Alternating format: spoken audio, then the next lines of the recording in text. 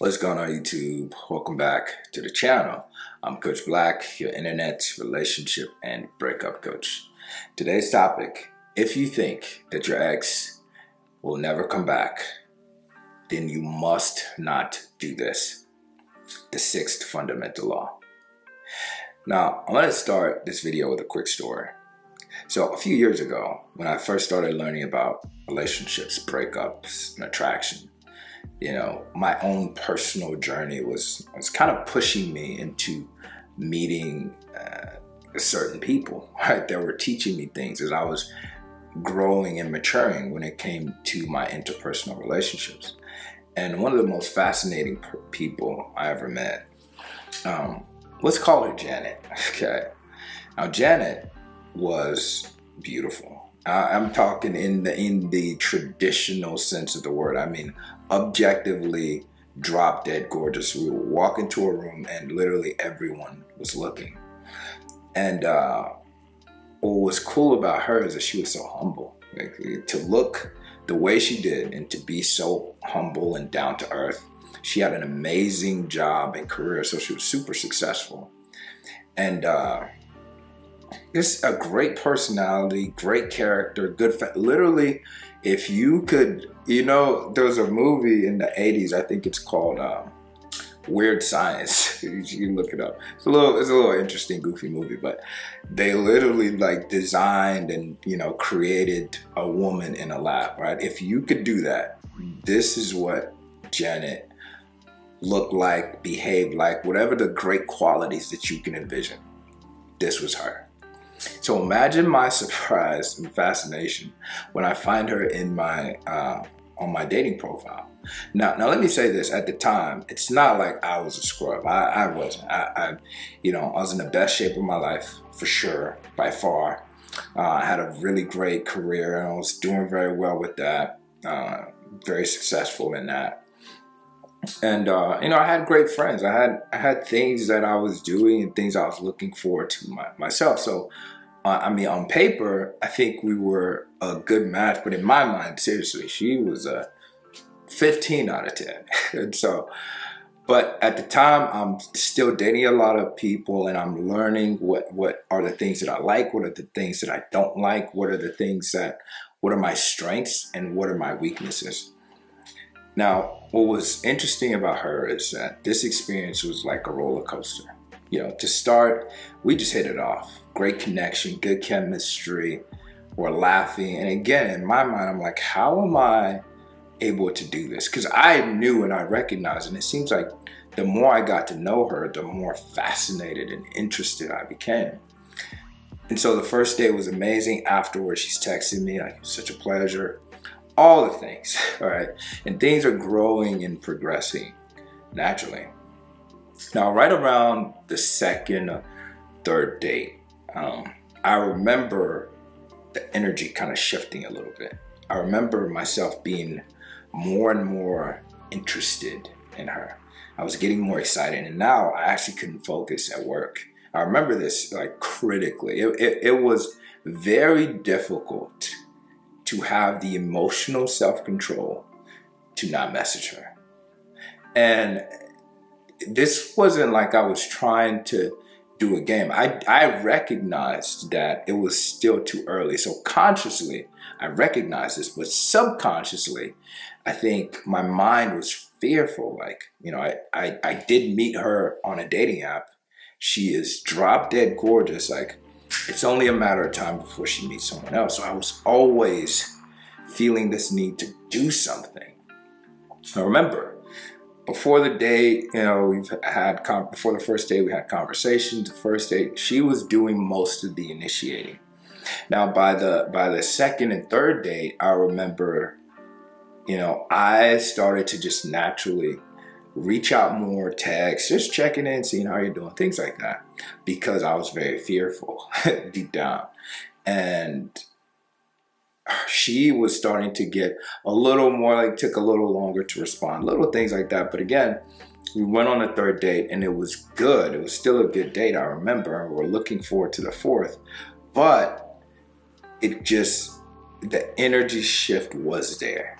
And I noticed. And now as a coach looking back, I can only imagine the things I would tell myself now, like stop, eject, right? Abort mission, relax, all of these things. And so leading up into the fourth date, I think something came up for her. She had to cancel or reschedule. Naturally, I became more fearful and anxious, and I'm trying to compensate, and maybe we should FaceTime or call. And I'm just doing too much for where we are at the time. Here's the reality. The reality is that I did not really know her. The reality is I was projecting my own fantasies into a potential future that we could have together. And the more I was thinking about the future, the more I was trying to lock her down quickly. It was almost like the whole experience just kind of fell off a cliff. So I share these personal stories just to remind you, I'm no better. I'm not infallible. Right? I've made all the mistakes that you're about to make now. And that's why I make these videos, because I had to learn the hard way. I think this girl was probably one of the most important catalysts for growth as far as understanding emotional self-control, right? You can feel an urge, you can feel the need to do something, but calming yourself down and being grounded in the present moment. So here's what I want you to do. The sixth fundamental law is this. I want you to hate your ex just a little bit. Dislike your ex just a little bit. And they are probably someone that you have grounds to not like them. Take out a piece of paper, write 10 reasons why you shouldn't be with this person. Right? 10 things that they've done to you, to disrespect you, to not appreciate you, to look past you, to treat you like you are not significant. Because here's why. If you are starting to feel those feelings of fear, if you are starting to feel those feelings of anxiety, like, you're not good enough and they're going to move on to someone else, they're going to forget about you, this is the worst time to send them a message, because you're going to project that energy onto them. You're going to project all your fears, your insecurities, because in reality, that is what it is. When you say, oh, I don't think my ex will ever reach out, think about, why do you think this? Because a part of you believes that you are not good enough for them. Because if you knew that you were, it's only a matter of time before they realize the mistake that they made. The other thing is this: when I talk to people, what's interesting is that you forget how much value you added to their life. This girl that I was talking about in the example, what's interesting is that we actually had a mutual friend that I found out about later. I didn't know at the time, it didn't click. And the mutual friend was telling me how when we first met, like the first date and leading into the first date, she was so anxious. And after we met, right, she was so anxious. She was telling this girl and she was excited about the prospect.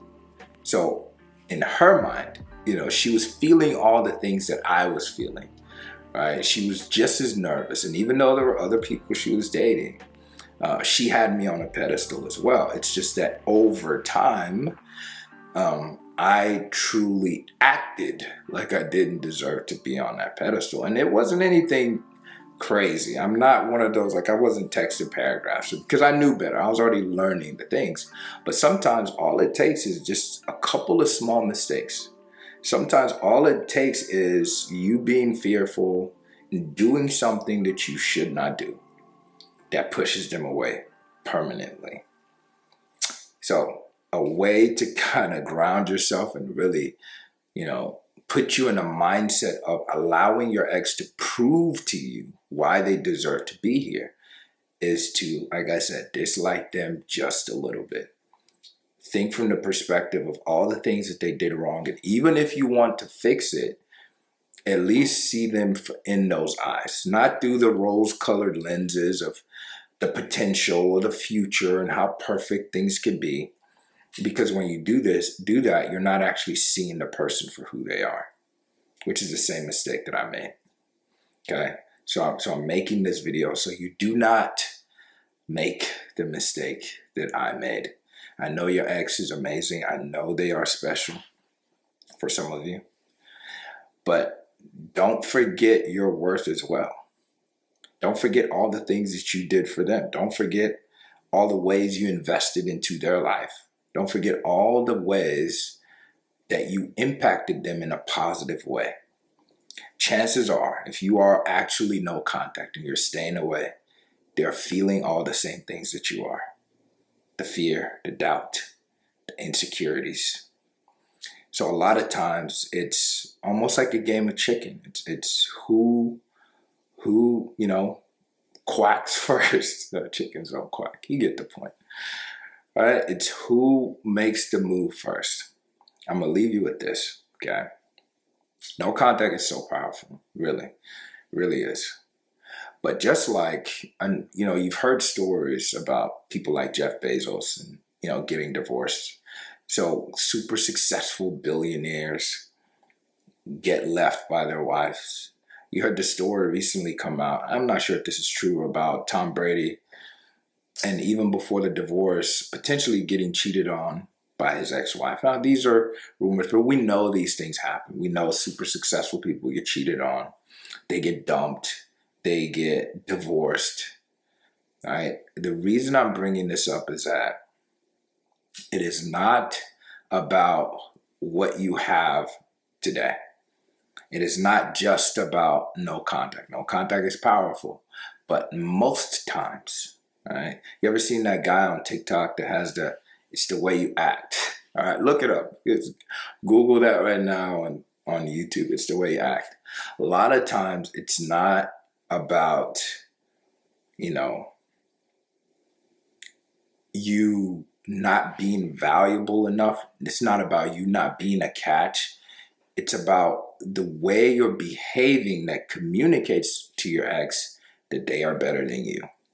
So when you have that little bit, just that tiny bit of disdain, a lot of times it takes your ex off that pedestal, and now you can actually treat them like an equal. Now you can see them objectively, and it just helps you, behave in ways, again, that make you and your ex on the same level. As a matter of fact, put yourself on a pedestal. Let them earn your time and affection. And if they don't, let's play this out. Let's look at a worst case scenario. If they don't, then it's their loss. You really have to believe this. You really have to believe this. And if you don't, even if you attract them back like the billionaire, like the super successful person that gets cheated on, you will get dumped again. Okay? Anyway, if you want to talk about your situation, click the first link and we can talk about it. If you haven't already, like this video. Please subscribe to the channel so you don't miss any of the future videos that I put out. And if you have any thoughts, comments, drop them down in the comment section below. Let me say this. I'm going to answer some comments, but if you leave a comment, all right, I'm going to try to answer as many as I can. And a lot of times I can tell when people don't watch the video. They're just like, good video, coach. So then they get into the story. So if you put this keyword in your comment, I will try to answer some of them. I likely won't get to all. So if you put pedestal, right, just put pedestal somewhere in your comment. And I'll do my best to respond to some of the comments that I see that. Anyway, thanks again for watching. I'll catch you in the next video. Peace.